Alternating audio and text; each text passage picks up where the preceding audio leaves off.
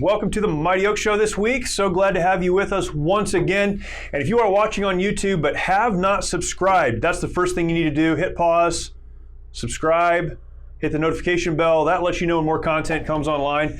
And we want to share that with you. We can't do it if you're not subscribed and connected to that notification bell for whatever reason. Sometimes you can subscribe, but you still don't know new content comes online. So hit the notification bell, share this out. If you think it would be a help to someone, that would be great. If you are listening to the podcast or listening over on Mojo 50, thank you for doing that. Take some time later on when this episode is over to go back and check out YouTube. Our channel there, you can look for Mighty Oaks Foundation, Mighty Oaks Programs, you'll find us. And we have so much content there. We have the Mighty Oaks Show, of course, but we are constantly putting out new content. Some short content, just a couple of minutes talking about a specific topic. We call that our weekly perspective. We have a show for really families talking about the various issues that families deal with called The Imperfect Show. We do that. My wife and I do that together. And then we have, probably over 100 testimonials. So tons of stuff there. Go check that out. You won't be disappointed, and some good information there to share out. I'm asked all the time, what do I do for a family member or a friend who doesn't want help? What do I do for them? There are a lot of things you can do. One of the things you can do is share a video with them. Hey, I thought you might be interested in this. And sometimes that's the first step to getting them to a place where they can get help. So check that out. A lot of good content there. We would love to share that with you. Today, for our conversation, really excited about the guests that we have. If you follow our show, the Mighty Oaks Show, this show, you know that most of the time, probably 9 times out of 10, we're having a conversation with someone who's dealt with incredible trauma in their lives. Something that through a series of events, other people, God, they've been able to overcome that trauma and move forward. And these are very helpful stories, and really these are the things that motivate us, give us hope, and really encourage us forward. So they're very important conversations, of course. Today is a little bit different that way. Our guest today is Kevin Knutson. Kevin works for the Mighty Oaks Foundation. He is our National Development Director, and what that means to those of you that aren't familiar with that term is he is the one who is responsible primarily for our organization, the relationships that we have with the various donors that make what we do possible. And I know that's not always a popular topic, right? But here's how it works. Our show, this show, doesn't cost you anything because of donors who have come along and given because they believe in what we're doing. That's so important. But more important than this show or anything else that we do is our program. And our programs, again, we've talked about this many times on this show. Our programs happen across the country, a week long, and we bring literally hundreds of men and women to one of those facilities every year, and we're able to help them really regain hope and purpose and direction and deal with much of the trauma that they're dealing with in their lives. And we do that at no cost to them. We also cover travel if that's required to get to California or Texas or Ohio or Virginia. Whatever the case, we incur that cost, we as an organization, but we're able to do that because of relationships that we have with so many wonderful people across the country who make it happen. And I think when we talk about fundraising, there's kind of a dirty side to that maybe, I don't know, in some places. And it's crazy, as many organizations as there are that raise money, many of them have kind of given a black eye to the rest of us. But for us, for the Mighty Oaks Foundation, fundraising is about relationships. It's about saying you like what we're doing and you believe in what we're doing, let's partner together and make that happen. And that's a big part of what you do through the various efforts we have here. Absolutely, and there's certainly no shortage of effort and people out there who are willing to support Mighty Oaks, and that's really what draws me to, not only the healing, the restoration, everything that happens within the 5 days, which I went through myself to witness the Legacy program and was absolutely blown away by the effectiveness of it, and I knew it would be because obviously it's a spiritual organization, and it's that trauma is handled through Jesus, and he just comes into those dark places. But as far as getting to the opportunity to be able to serve, and it really is an honor, Jeremy, to be here and to serve as the director of development. I mean, it's something I certainly enjoy doing, which probably not a lot of people would say. Would enjoy that, right? Yeah, it's not a sought after job in most places. It's really not. It's really not. But when I and people ask me, how do you go do this? And I'm like, well, first thing I think about, and And the truth is that there's 20 to 22 plus guys every single day, and women, who are struggling, who this could be their last hope. And so when I think about going in and speaking to somebody and developing a relationship, and that's really what I enjoy. I enjoy the relational side of getting to do this. And so the opportunity to walk in and to speak my passion about doing my small part in helping to save the life of veterans, and I know it's done through Jesus, but we also have work to do do that. And so when I get to share the story of Mighty Oaks and Chad and yours and just other men throughout the program, it's really not that hard, and it's really fun to do, especially when the person sitting across from you is like-minded and wants to help with that veteran cause. So it's really an honor to do that. And I think a lot of people, even sometimes within our organization, miss what it actually takes to make what we do work. And you're right, and you said that it's a relationship with Christ. It's God working in the lives of people that make the difference. We know that. There are stories in the Bible of God illustrating, Jesus illustrating the importance of stewardship. There's the story of the talents. There's this, various stories in the New Testament where Jesus is trying to teach about the importance of stewarding well what he places in our hands. And when I consider the relationship that we as an organization have with those who we're able to minister to, it's very much a stewardship relationship. God does the work, but he places some resources in our hands that allow us to steward over that. And to misunderstand that, I think, is misunderstanding the role that God allows us. He doesn't need us, but he allows us to play in serving people, and that's what we should be doing. Absolutely, and that's what makes it so special. Is because I served in the Marine Corps and served in business, and I've met the most amazing people on the nonprofit side. And I've made some pretty big deals. I've done some pretty awesome things that have allowed us to get me here today. And as I look back, I just see the progression of this is the plan for your life. And to see somebody who wants to be engaged with Mighty Oaks and help save the life of a veteran. And we're very clear, it's not Kevin, it's not Jeremy, it's not, it's all done, through Jesus. We understand that, he left the 99 for the one.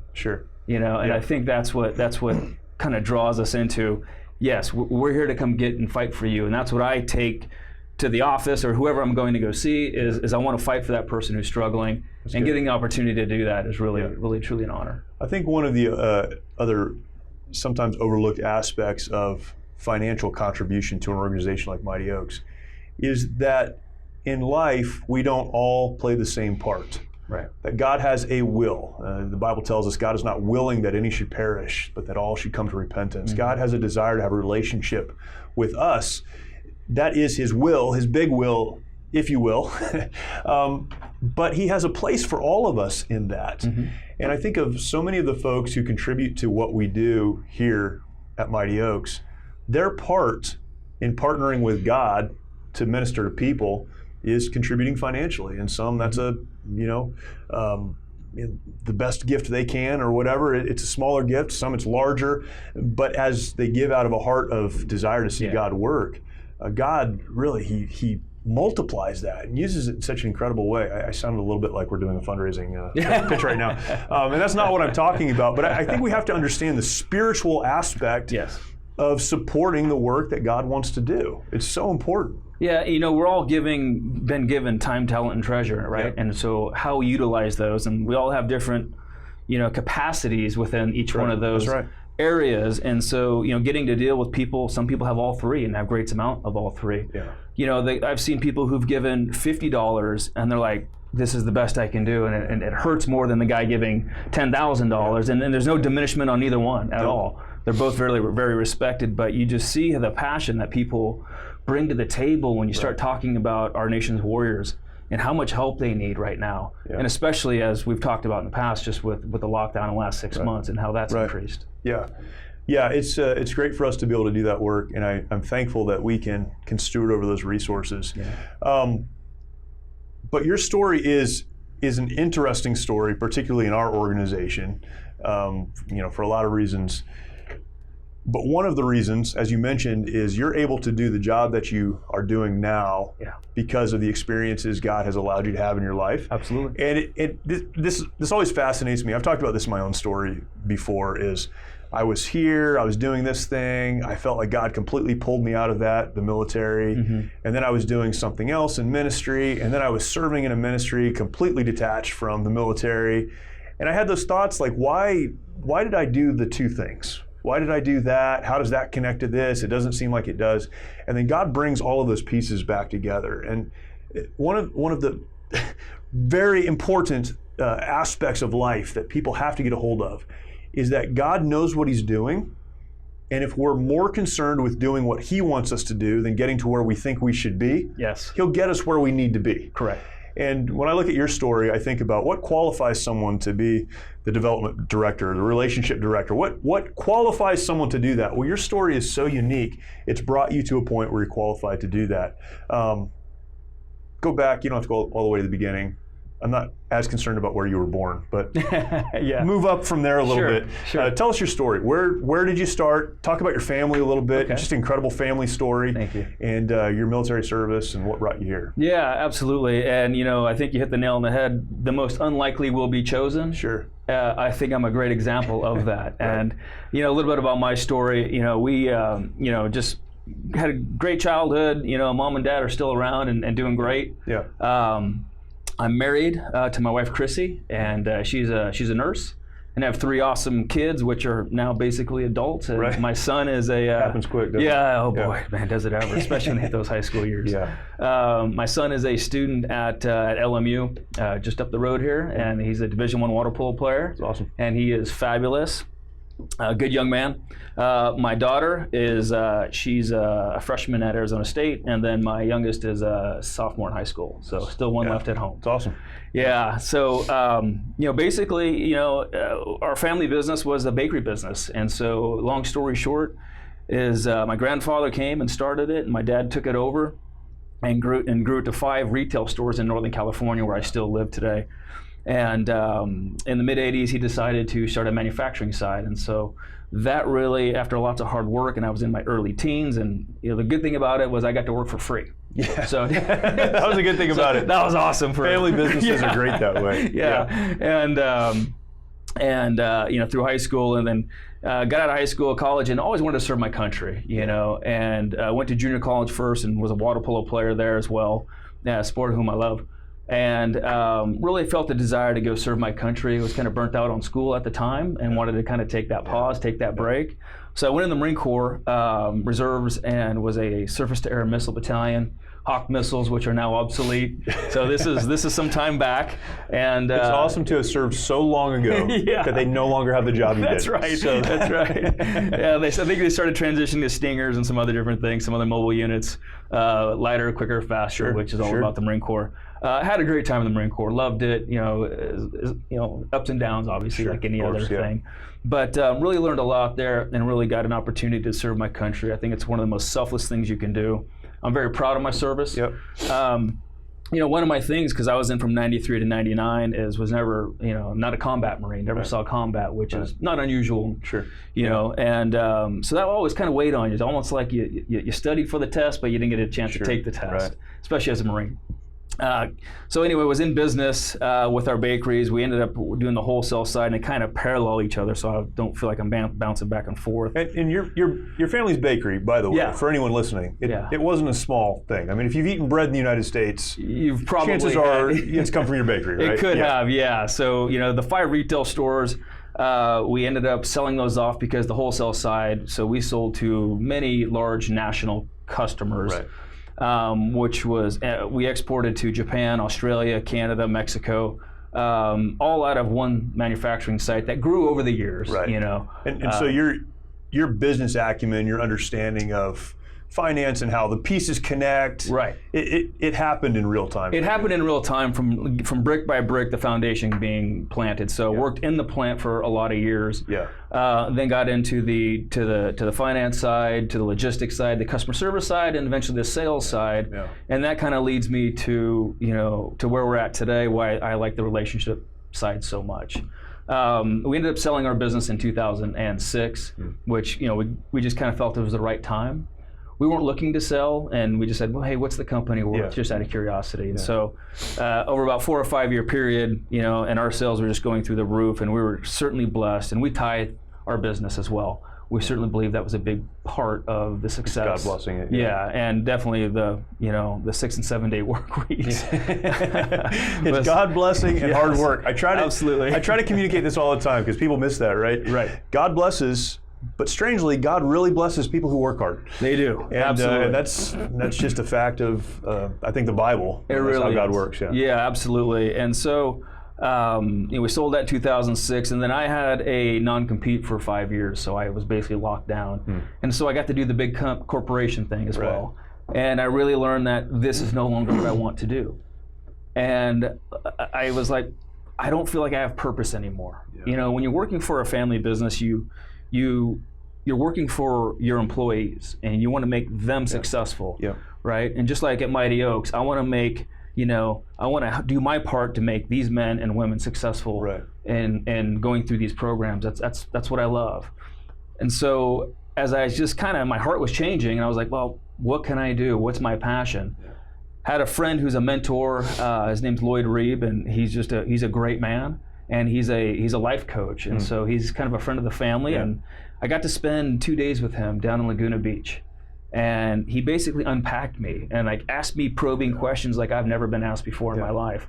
And it basically comes down, what do you want to do with your life? And so we peeled the onion back, essentially. Yeah. And it came to get more bodies in heaven through Jesus, specifically for our nation's warriors, for veterans. What were some of the questions that he asked you that brought you to that point? The best question he asked me is, if you could do anything in life for free, what would you do? If money was not an issue. Correct. And you've probably heard people ask that before. Yeah. And that really got me thinking, I want to help veterans.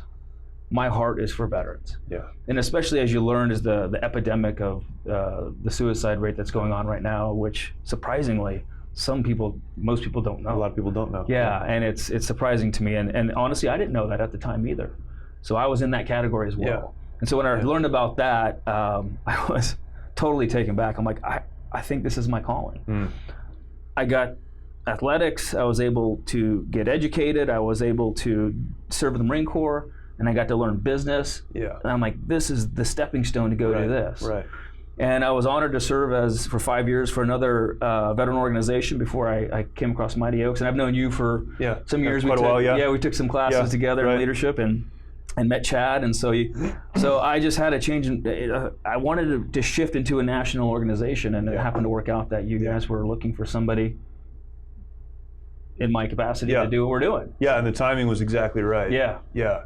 When you go back to making the decision to step out of business and figure out what that next thing is, a lot of people ask the question, how do I know God's will for my life? How do I determine that? Can you talk through the process a little bit? I'm sure it was a longer process than just an aha moment, which I think is what everyone's looking for. Right. Can you talk through that process a little bit? If someone were to say to you, Kevin, tell me how I can know God's will for my life. Yeah, it certainly is being able to listen to what he has to say. And there's some important questions that you should ask, at least what I believe you should ask, is, Jesus, what would you have me do? And if he says, go do this, the next question is, Jesus, when would you have me do it?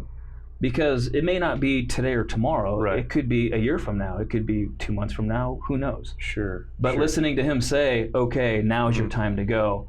And it's really having that connection. And I had not the deepest relationship before I left the marketplace. And my spiritual walk has been completely transformed. Yeah. And I do believe that was everything was a stepping stone to get me to that.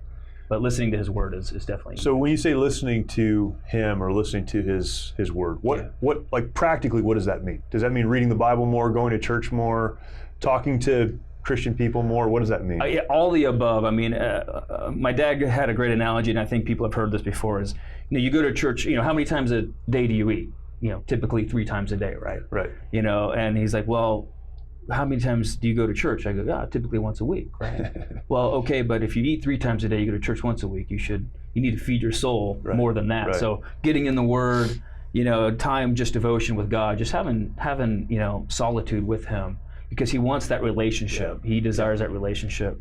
Talking to other men that have come across your path, because God will bring other men across your path who've been there before you, that you can say, hey, what do you think about this? And usually they're very honest with you. Yeah, that's right. In their opinion. So I think that's key. Yeah, I think if you have a sincere desire to know God's will, he's not trying to hide it from you. Correct. And my dad used to say all the time, God's not playing a shell game with you. He's not moving it around and just playing games with you. If you want to know God's will, he'll reveal that to you, but it is going to require work. The Bible talks about uncovering a jewel and really finding that and then holding it dear, and that's exactly what it is, I think, to know God's will. And he may take you through some painful times to get to that point. Yeah. In business, as Marine Corps, whatever your job is, nothing's easy. Right. So you may go through some tough times, but there's a reason why you go through that time. Yeah. To either learn from it or grow from it to prepare you for the next step. That's right. Yeah, I think that we get so focused on the destination. When we say, God, what is your will for my life? It's, God, where do you want me to end up? That place that I will be forever. Yeah. Right? When really maybe what God has for you is do really good at this. Learn how to read spreadsheets. Right. Learn how to manage people. Learn how to do this thing.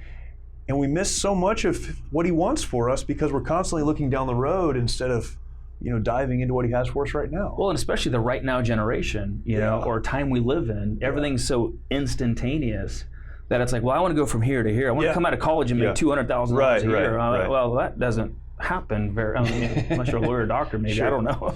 But for the most part, that's not normal. You have to go through the learning process. And I think, the deeper relationship you have with God and that relationship develops, and your heart's open to listening. Yeah. Because you speak, that connection comes from our heart to him. And sometimes we're more analytical in our heads and we're just thinking, just how to move forward, especially as type A men. Sure. Right? Just go. Instead of sometimes you got to pause, listen, what would you have me do? And then go do that. That's good. How do you guide your family through a transition like that one? I'm sure there's a tremendous sense of security for your wife and kids in a big business, and it's a family business, or it has been, so there's a lot of security there. And for you to say, we're going to go do this other thing now, what does that transition look like? How do you lead your family through that? Well, first is we're believers. And when I came to my family, my wife, my kids, I said, this is what I'm called to go do. And they were extremely supportive because they understand they have the biblical and spiritual foundation that, hey, we're going to follow Jesus first. Right. And dad and mom are going to walk together side by side and be in agreement with this. So I took my wife aside first and said, this is what I think I'm called to go do. Yeah. And she was very proud, and she said, what does that look like? Yeah. And so, well, this is what it looks like. This is what I'll be doing. And this is really where my heart is. And so when you have that connection with your wife as well, which I'm happily, thank goodness we do, and she's an amazing woman, it was very easy to have that transition. Now, if you just say, hey, I'm going to go do this, sometimes that can cause some conflict or where, like, well, why? But what about this? The paycheck or whatever it might be. Well, some of it's having belief that God will provide for you, and he certainly has. I think some of that, and this is something we deal with when we're trying to help veterans who are struggling in their relationships with their family. They have come to understand a relationship with God and what that means, and they go home and they're excited to share that. Their family's not as excited to receive it. There's really something to be said for starting at the beginning. Have the right relationship with your wife. Have a right relationship with your kids.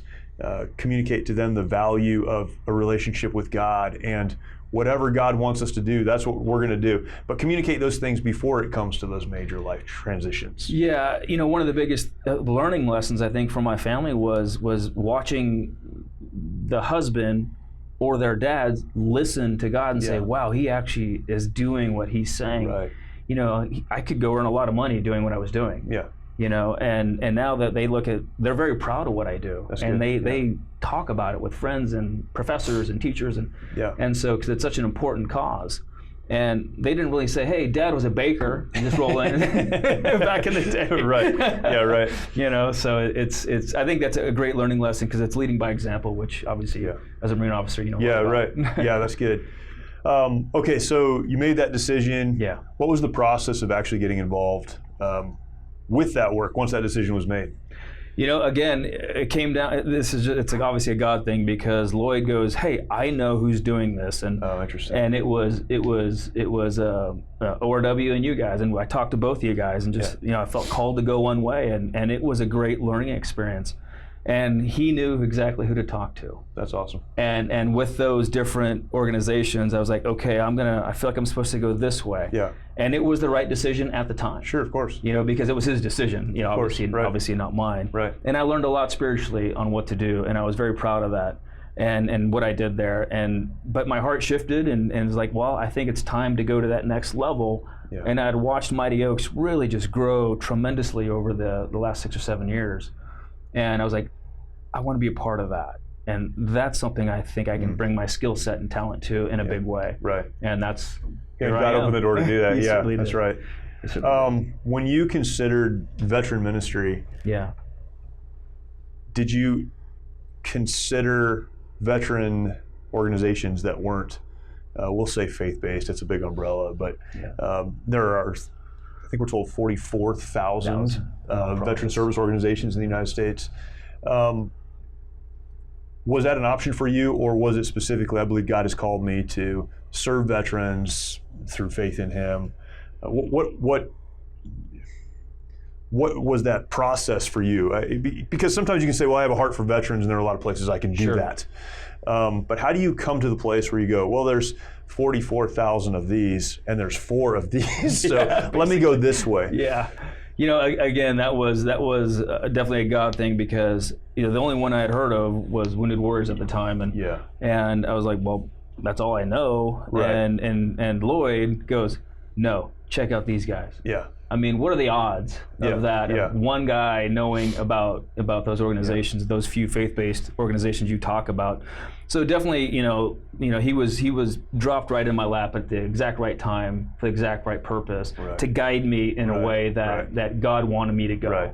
And following that path was. Yeah. He guided you through the process even of making the decision. Absolutely. And then God used him to put you in the right place. Absolutely.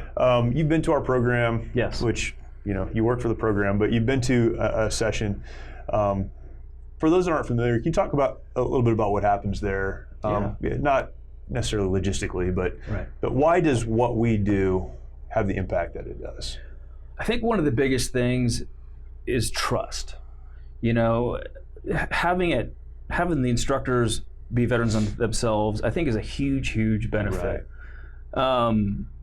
Obviously, the spiritual side of it is the healing part, but having the trust of these guys to open up and say, okay, I'm here for a purpose. Yeah. I want to get better. I want to drop that rucksack that we keep talking about that keeps getting heavier and heavier and heavier. Right. And then watching how the program just day by day, each session just peels that onion back, just like my friend did with me, is what this really does. And it just peels that onion back until finally you get to that part where Jesus says, I'm going to go in there and heal that today. And he does in an amazing way. Yeah. And so each session just kind of does that. And one that keeps coming to my mind is legacy. We talk a little bit about that and the legacy of what legacy do you want to leave for your family? Right. Is it what you're doing now? Right. Or is it look like this? And every man goes, look, I want to go do that. Yeah. And many a times what I see is guys that say, well, be walking around and they'll see the cadre in the back and like, how do I get what they have over there? Right. And they're just got to let Jesus come in and he'll give that to you. And do the work. That joy. Yeah, sometimes, you and I were talking about this a little while ago, sometimes we think of legacy in terms of what we're remembered for. Right. And we use that language even when we're talking about it and teaching it, but it's not about building a memorial to yourself. Correct. And that's what some people, and you see this, they build big buildings and put their names on it. There's park benches with people's names on plaques, right? There's all kinds of ways to leave a legacy. This is what I'm going to be remembered for. Mm-hmm. But the right kind of legacy is equipping those who are coming up behind you to be able to move forward in a good way. And I think as someone who has kids, we both have kids, it's really to give them the opportunities to do more than we were able to do in our lives. I 100% agree. And we were just talking about this with my dad on Sunday and my mom and my family. And Granted, 2 out of my 3 out of my kids are gone, but I've always told them that it's my job as a father to not only teach you the masculine side, because it takes a man to raise a man. Sure. But it takes the wife to help out in doing that, and vice versa when it comes to raising women. It's a partnership as we walk side by side, doing that as parents. But that legacy is to give my kids more opportunities than what I had. So my dad always said to me, and I always refer to that because he was such a huge influence, and still is in my life, is that he goes, I'll give you the opportunity, but it's up to you to go through the door and make the most of that opportunity. That's right. So I'm not going to give you a hand out, I'll give you a hand up. Yeah. And I think that's key with my kids, is saying it all starts with my family under my roof first before I even go anywhere else outside of that, whether it's Mighty Oaks, anywhere else. Yeah. My household needs to be dealt with first. Right. And so I do that for them, and then next is down the line. Yeah, I firmly believe that the problems we are having in our country right now, the problems that communities have and institutions have, it all comes back to the family unit. Yes. And if the family is right, there's a spring that comes from that. Yeah. And it makes communities right, and it makes states right, and countries right. Yeah. I mean, I think one of the biggest attacks from the enemy, the spiritual attack from Satan, is dividing the husband and wife. Yep. And getting the father out of the home. Yes. I truly, truly believe that, because I've seen it. I've seen the result of it. I'm sure you have too, and I'm sure you've read all the data, and I'm sure many people have. And when that happens, and it's so easy to walk away and say, well, this is just too hard for me. Yeah. Instead of staying and fighting for your wife and your kids. The weekly perspective this week is on fatherless homes. There you go. And going through that, and we worked on that, and it's done. It'll come out later, probably next week. But 19.7 I think is the number, almost 20 million homes without fathers in the United States. And there's a list, and there's data. It's not just us because we have intact families, but there's a lot of data around teenage pregnancy and drug abuse and physical abuse and violence and gun use, and all of these things we would say these are bad things. Yes. Kids shooting each other and hurting each other and all the stuff they get into, but it all boils down to the percentages are astronomically higher when a father's not in the home. Yeah. Because that's the legacy. The legacy is, Dad, can you teach your kids how to have maybe a better life or move forward in a more purposeful way than you did? Yeah, men and women are made differently, but we're all made in the image of God. Right. When you take that warrior protector and out of the home, and it doesn't mean she's not either. Right. But that's a specific purpose for us as well. Right. Grace, compassion, mercy is probably more on her side, but doesn't mean we don't have it either. Right. So let's be clear. I don't want anybody think we don't. There's no masculine, no toxic masculinity here. Nothing like that. But there's a reason for masculinity and there's a reason for femininity. Yeah. And both of those are needed in the home. Absolutely. And I think that's a huge. And plus, even if the mother leaves, I think that's a huge setback for the household as well. So. Yeah, and I mean, God bless the single parent homes. And there are so many of them, and we need to actively support those folks, Absolutely. And we do. But when you go back to the beginning, that wasn't the plan. Yeah. You look at the 3 institutions given to us by God. It's the family, it's government, and it's the church. Mm-hmm. And all 3 of those are under attack because really that's what God has established to move society and culture forward. Yeah. Yeah.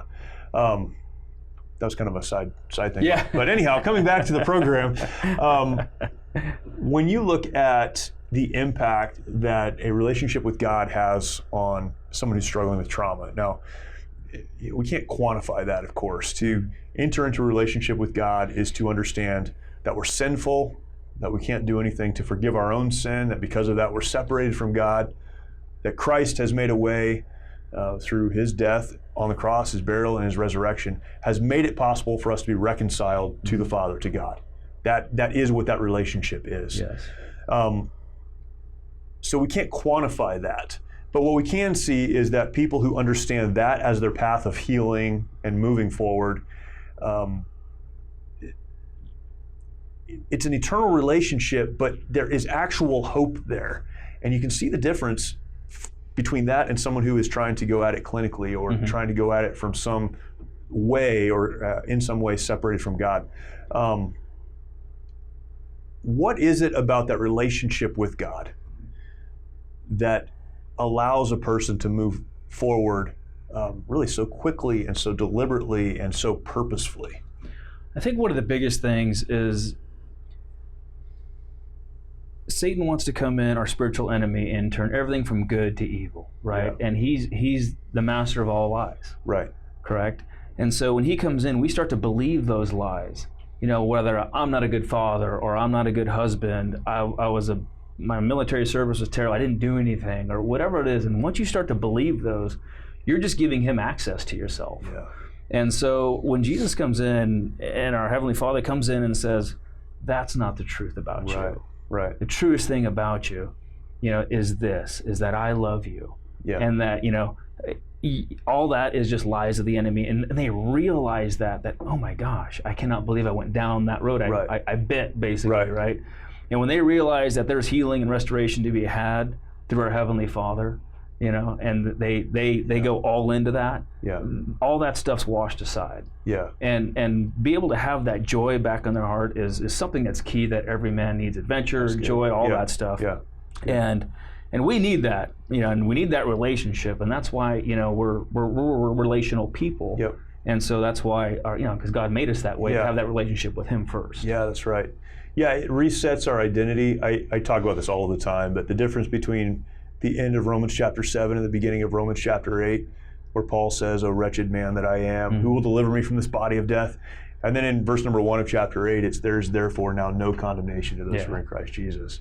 It's no accident, right? It's not an accident. And that's the difference. The difference is, I think, apart from God, regardless of how good the help you get is, if it doesn't include a relationship with God, you're going to come to a place where you fall short and you realize, this is the very best I can do. Yeah. And it's not good enough. Well, and there's a reason why there's 44,000 some odd numbers, veteran, they all have good intentions to help. And do good things. Yeah. And they do good things.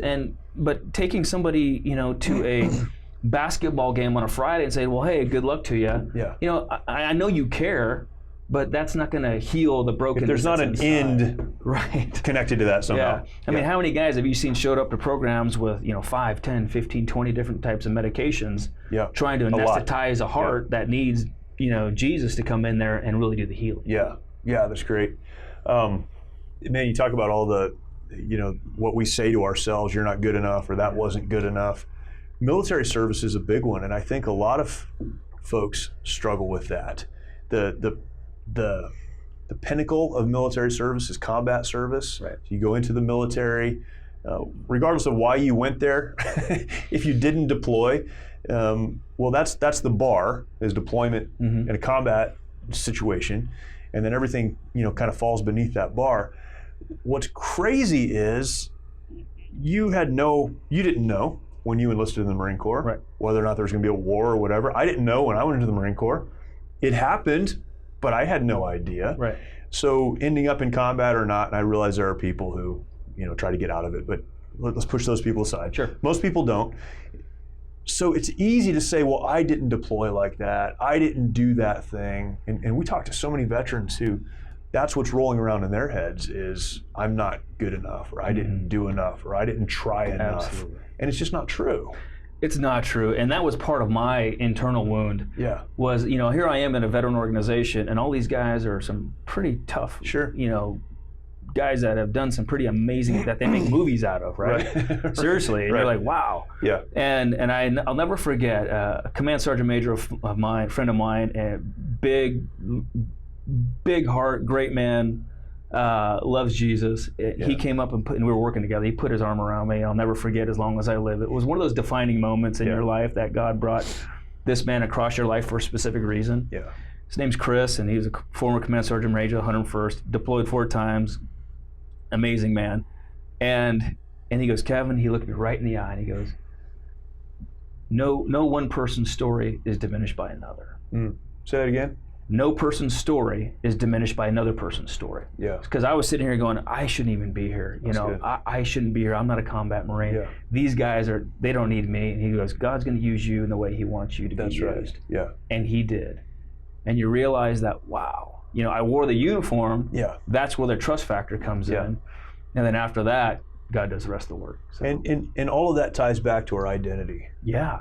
And it's amazing how many of the men and women, how many of the folks we talk to, that they say they're struggling with trauma or with something that's happened back here, but really what they're struggling with is identity. Right. It was either their identity was taken from them as a child, sometimes because of abusive relationships. They've transitioned out of the military, or the military service was, really they became disillusioned in the process of that. And so their identity is so off kilter, they don't know who they are, and they have no ability to move forward. How do you settle that issue, that identity issue? You know, especially when you look at the Marine Corps, when you look at some of these branches of service, like our identity is pretty like, I am a Marine. That's the intention for sure. You either call me Marine or by my rank or by my last. I mean that's right. it, right? That's the whole thing. Yeah. And so for so many people, because they feel they don't have an identity, they go into the military looking for that identity. And then for whatever reason their service ends, whether it's medical or whatever, for whatever reason they get out. Right.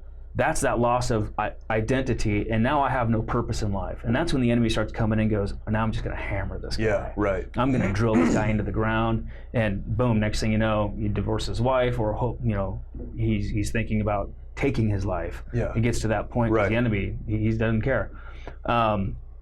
So when you finally realize that was something I'm very proud that I did, but it's not my true identity. It's not who I am. My true identity is I'm a follower of Jesus. Yeah, that's good. And that he's in my heart. And once he comes in, and once you realize that you can say, yes, I am your son, and I want a relationship with you. That's the truest thing about me.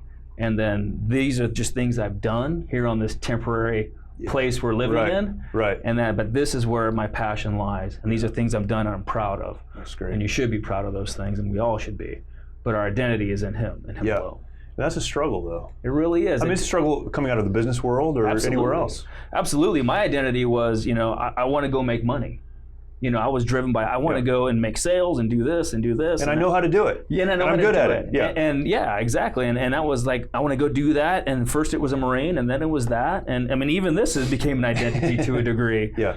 And it's not. It's something I enjoy doing. And when I finally went to the spiritual side, and this is where God had the plan for my life, to get my heart right before I can go do these things, it says you need to find out your truest identity, and that is being a follower of Jesus. That's good. And once I'm able to do that, then he goes, now you're ready to go move forward. Yeah, that's great. Yeah, it seems like so many people, when they hang the uniform in the closet for the last time, their identity's attached to that. Correct. And they don't know what to do. They feel good for about a week. Yeah. And then they have no idea what to do. Right. We talk about it in these terms. We say something like this: we want to teach you, if you're attending our program, we want to teach you how to align your life to the life you were created to live. Yes. And that's what it is. Exactly. It's understanding that what happened to you, the trauma or the trials or the good things. I mean, we always talk about the bad things, but you've got the professional athletes who they leave professional sports and they've lost their identity. And I mean, that story's been told how many times? Oh. It doesn't matter if it's good, bad, or otherwise, and you walk out of it. If your identity's back here tied to these things, you're not able to move forward. Right. And so your relationships are going to struggle. You blame the other people in your life for what you're going through. You start to abuse drugs and alcohol and these illicit relationships and whatever, because you're trying to find your identity or numb out the pain you're feeling because of that. But aligning your life to the life God created you to live, that's getting into the purpose for which you were created. Mm-hmm. These other things, again, you said this, it's what you do, but it's not who you are. Correct. And it's when you lean into the purpose that you were created to live, when you lean into what God made you to do, that's when it doesn't have a hold on you anymore. The good stuff or the bad stuff. Right.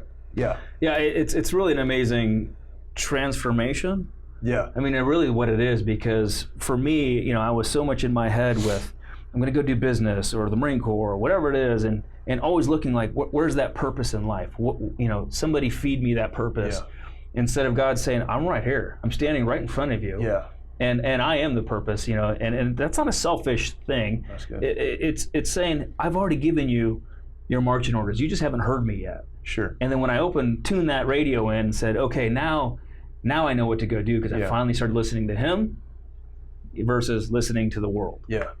I think that brings us kind of full circle, and this is what I try to communicate to my adult children, who are young adults, but my adult children all of the time: invest where you are, be all in wherever you are, because if you seek to follow God first, then he'll get you to where you want to go. And that's what we talked about at the beginning. But I think, to me, that's the key to transitioning through the various stages of life. It's saying, I want to do what God wants me to do first. So if he wants me to do this thing, I'll do that thing. If he wants me to do this other thing, I'll do this other thing. If he wants something else, I'll do that. But it's about seeking him. It's fascinating to see people who have made major life transitions, and maybe it was because of the death of a spouse, maybe it was because of a job transition or a downturn or whatever. You see all these major transitions and they do so well. It's just, it's like surfing a nice wave. You're up, you're down, but you're moving, and you make it, and you get through that rough section, and you come out on the other side. But that's because their purpose isn't attached to any of those things. It's attached to God. Yeah. But then there's people who absolutely crash if something changes. Yeah, because they believe that's their purpose. Is they I don't know where to go from here. I don't know what to do. There's nothing else. This is it. And if this is all that's left, then I don't want it. Yeah. Then they make that agreement that they're better off without me, or I'll leave the house, or and that's the last thing we want, is for them to make that ultimate bad decision. Yeah, absolutely. And having our focus and that identity in Jesus is really what changes all that for us. That's right. And that's where the hope is found. Exactly. Yeah. And the joy comes back in their life. I mean, there's guys you can ask, when's the last time you were happy? 10 years ago.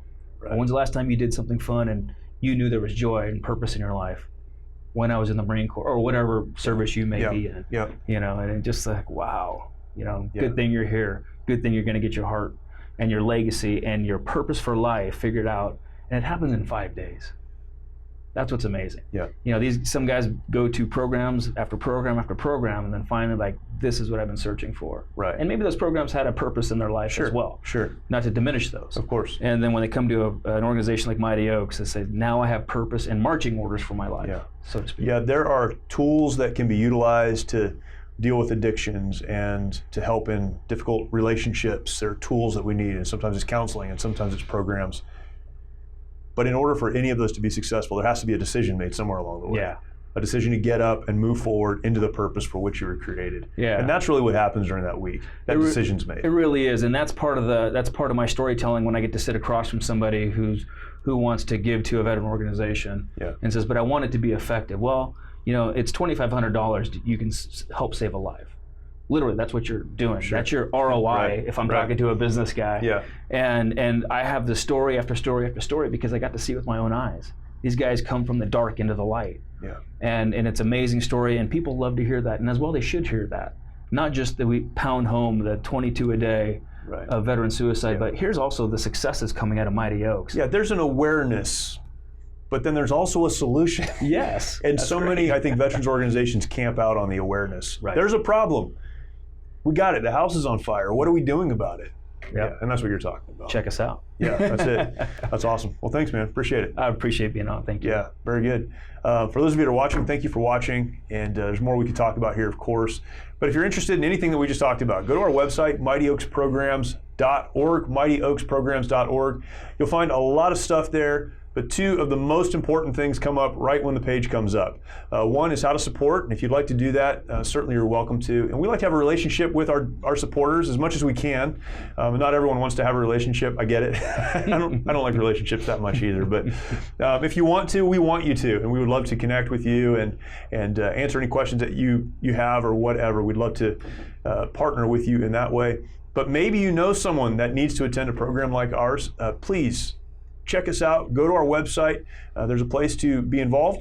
There is a place to attend a program, and that is where you click to fill out an application. We cover the cost of the program. We cover the cost of travel. We do all the logistics and the planning. All you have to do is sign up and attend, and we'll do our best to help you on the other side of that. Check it out. Send this out to someone that you might know that could benefit from it, and that would be fantastic. Again, thank you so much for joining us today. It's always a privilege to be able to spend this time with you, and we'll see you next week.